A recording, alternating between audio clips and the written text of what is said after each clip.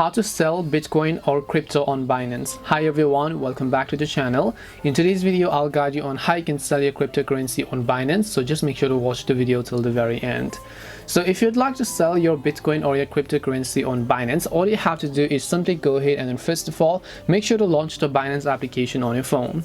Once you launch your Binance app, make sure that you're signed into the account. Then you want to make sure to just tap this loop icon from the bottom of the screen as you can find it here.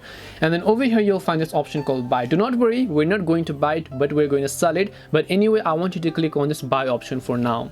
Now just choose the cryptocurrency that you want to sell, right? Do not get confused using buy and sell, because I'll tell you this later. You have to just choose a cryptocurrency, which in this case maybe is Bitcoin. Let's say for example, just select that. Enter the dollars worth of Bitcoin that you want to sell, but before you do that, currently you can see buy BTC, but if you want to switch to the sell tab, you have to tap the little sell button that you can see from the top right. So it is going to be located on the top right hand corner of the screen. Make sure to locate it properly, and then make sure to just tap the sell option this time.